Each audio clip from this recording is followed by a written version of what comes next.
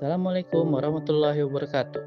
Hai, salam kenal semuanya. Perkenalkan, nama saya Muhammad Haris Pratama, salah satu CPNS dari Kabupaten Berau, yang menjadi peserta Latsar CPNS BPSDM Provinsi Kalimantan Timur tahun 2024 angkatan ke-92 kelompok 4. Di pembelajaran agenda 1 kali ini mengenai sikap perilaku dan bela negara, saya akan menjelaskan tugas yang saya dapatkan pada Sinkronus pada hari Selasa 1 Juli tahun 2025, yaitu tentang tokoh dan bangunan bersejarah yang mempunyai nilai kepahlawanan khususnya dari Kalimantan Timur dan Kabupaten Berau, dengan pengampu materi Ibu Surmiati SS MMSI. Selamat menyaksikan. Sebagai seorang aparatur sipil negara, kita memiliki tanggung jawab untuk mengabdi kepada negara dan masyarakat dengan penuh dedikasi dan integritas. Sikap perilaku bela negara menjadi salah satu aspek penting dalam menjalankan tugas dan tanggung jawab kita sebagai ASN. Dalam konteks ini, kita dapat mencontoh semangat perjuangan pahlawan dari Kalimantan Timur, yaitu Sultan Haji Muhammad Idris, yang dikenal sebagai pemimpin yang bijak dan peduli terhadap rakyatnya. Selain itu, saya akan menjelaskan bangunan bersejarah peninggalan perusahaan Belanda, Steenkolen Matschappij Perapatan, atau bisa disingkat SMP, di daerah Teluk Bayur, yang menjadi saksi perjuangan para pahlawan yang telah berjuang untuk kemerdekaan dan kedaulatan negara. Untuk yang pertama, mari kita lihat tokoh pahlawan dari Kalimantan Timur, yaitu Sultan Haji Muhammad Idris. Bernama Sultan Haji Muhammad Idris, Sultan dari Kerajaan Kutai Kartanegara yang ke-14 dengan masa pemerintahan dari tahun 1735 sampai 1778. Ialah seorang sultan pertama yang menggunakan nama Islam dalam Kesultanan Kutai Kartanegara.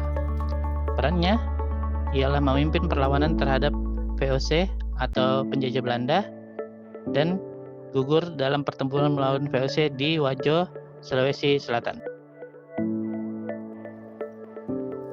Pada bagian pendahuluan, Sultan Haji Muhammad Idris merupakan pemimpin Kesultanan Kutai Kartanegara yang pada masanya penuh dengan gejolak akibat intervensi dan tekanan dari VOC. Ia dikenal sebagai pemimpin yang gigih dan militan dalam melawan penjajah, berbeda dengan beberapa penguasa lain yang cenderung kompromistis atau mudah diajak bekerja sama. Sultan Haji Muhammad Idris juga turut berperang bersama rakyat Bugis di Wajo, Sulawesi Selatan, di mana ia akhirnya gugur dalam pertempuran. Peran dan perjuangan. Sultan Haji Muhammad Idris berperan penting dalam perjuangan melawan penjajahan Belanda di Kalimantan Timur.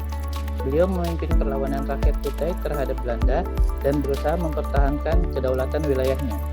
Wilayah Kesultanan Kutai Kartanegara sendiri meliputi daerah sekitar Muara Kaman yang merupakan lokasi dari ibu kota kerajaan pada masa itu, serta daerah-daerah lain di sepanjang bantaran Sungai Mahakam dan sekitarnya. Nilai kepahlawanan.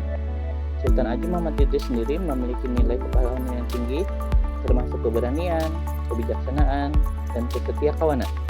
Beliau rela mengorbankan kepentingan pribadi demi kepentingan rakyat dan kerajaannya.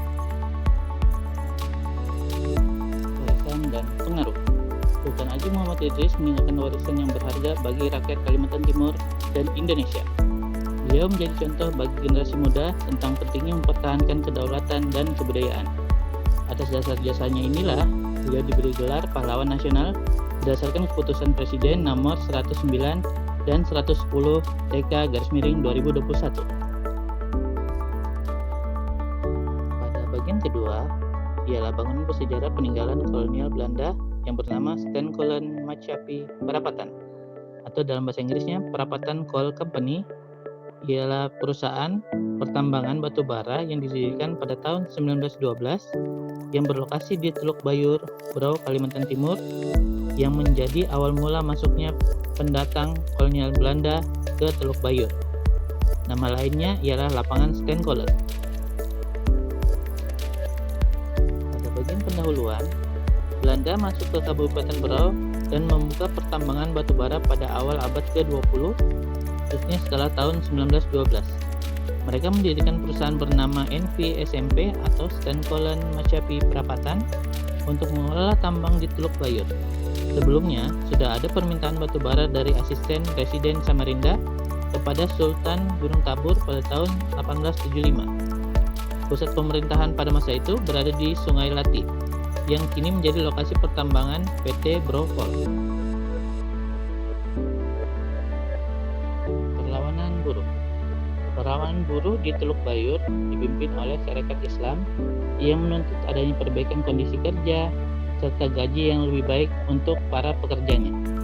Perlawanan ini menjadi contoh penting dari semangat perjuangan rakyat Kalimantan Timur, khususnya rakyat Berau, melawan penjajah Belanda yang mengeksploitasi hasil bumi dari tanah Berau ini. Nilai kepahlawanan. Perlawanan buruh di Teluk Bayur menunjukkan nilai kepahlawanan yang tinggi, termasuk dalam hal ini keberanian, kesetiakawanan, dan semangat perjuangan. Nilai-nilai ini masih relevan hingga hari ini dan menjadi inspirasi bagi generasi muda sekarang. Jadi, dari dua contoh di atas, apa saja sih sikap, perilaku, dan bela negara yang bisa kita ambil sebagai motivasi kita menjadi seorang ASN? Dari tokoh Sultan Haji Muhammad Idris, kita bisa ambil 5 poin. Pertama, kepemimpinan yang bijak. Kedua, kesetiakawanan dan loyalitas. Ketiga, keteguhan dan ketabahan. Keempat, pengabdian kepada masyarakat. Dan kelima, integritas dan kredibilitas. Serta dari para pahlawan dari Teluk Bayur dan peninggalan perusahaan Belanda Steenkolen Majapahit Perapatan, kita bisa mengambil 5 poin juga. Yang pertama, semangat perjuangan. Yang kedua, kesetiakawanan dan solidaritas. Ketiga, pengabdian kepada masyarakat. Keempat, keteguhan dan ketabahan. Serta yang kelima, membangun warisan yang berharga. Sekian pemaparan dari agenda 1, tugas, sikap, perilaku, dan bela negara dari saya. Terima kasih atas kesempatannya. Sampai berjumpa di tugas berikutnya. Saya undur diri, Muhammad Arif Pratama. Terima kasih.